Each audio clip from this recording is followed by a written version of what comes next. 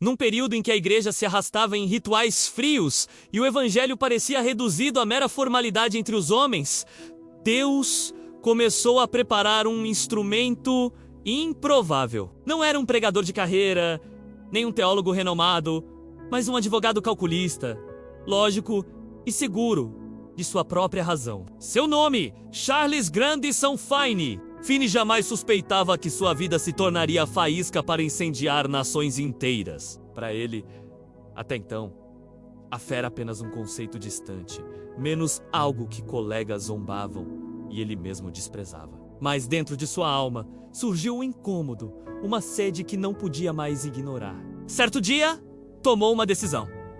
Se existe mesmo um Deus, eu preciso encontrá-lo. Saiu sozinho e entrou em uma floresta. Ajoelhou-se.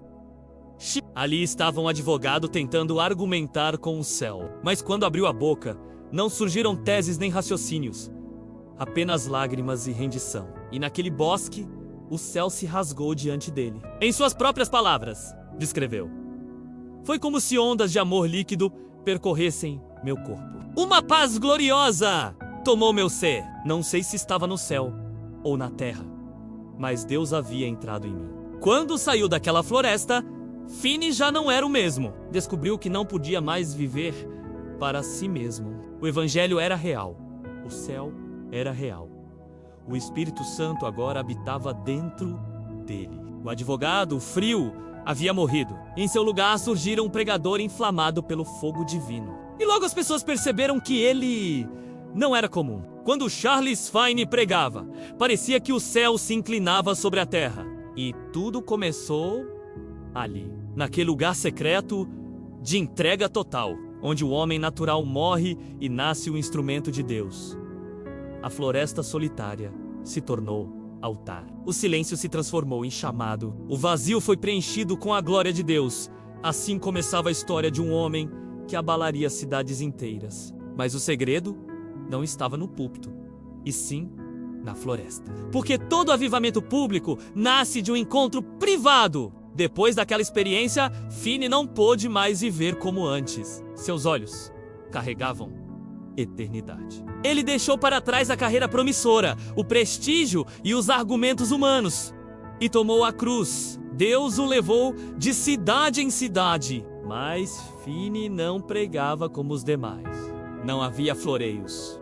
Não havia discursos polidos. Sua mensagem era direta, cortante como espada que penetra o coração. Cultos iniciados em formalidade terminavam em lágrimas, confissões e clamor por misericórdia. O mais impressionante, porém, não eram suas palavras, mas a presença que o acompanhava. Em algumas ocasiões, ele sequer precisava pregar.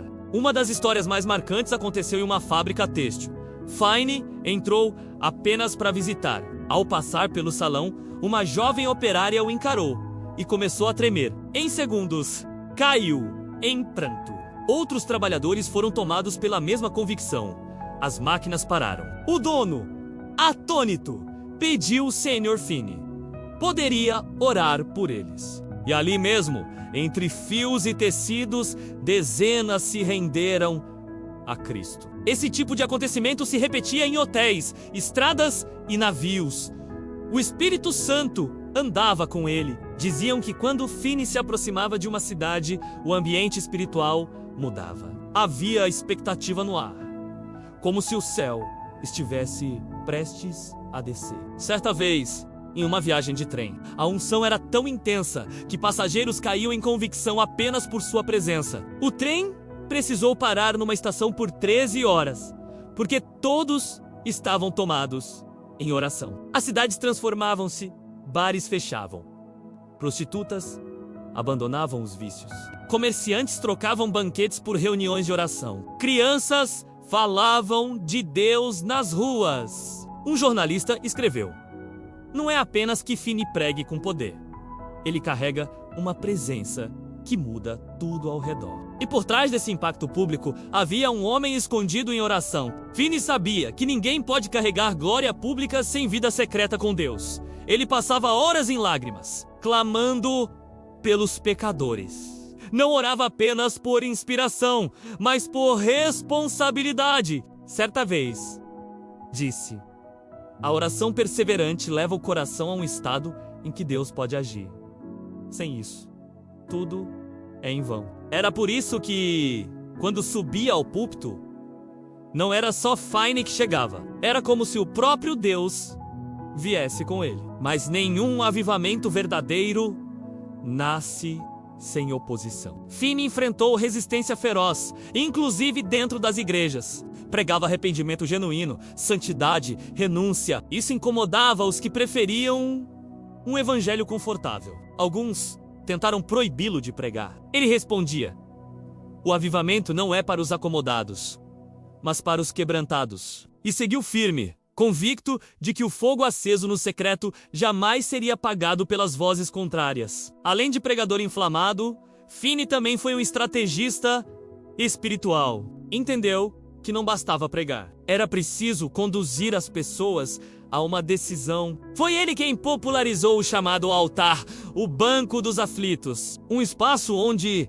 os tocados pelo Espírito podiam se ajoelhar e decidir seguir a Cristo. Esse método revolucionou a evangelização e marcou gerações. Finney também investia em reuniões de oração antes e depois dos cultos, panfletos evangelísticos e apelos claros ao novo nascimento. Não tinha medo de confrontar o pecado, dentro e fora da igreja, porque sabia que só um povo quebrantado pode experimentar um mover genuíno de Deus. Seu legado foi gigantesco. Cidades foram transformadas, famílias restauradas, jovens libertos. Ele dizia: o verdadeiro avivamento não é espetáculo, é santidade. E o fogo que acendeu em sua geração segue queimando até hoje, porque avivamento nunca começa nas multidões. Começa quando um homem ou uma mulher decide abandonar tudo e se render completamente a Deus.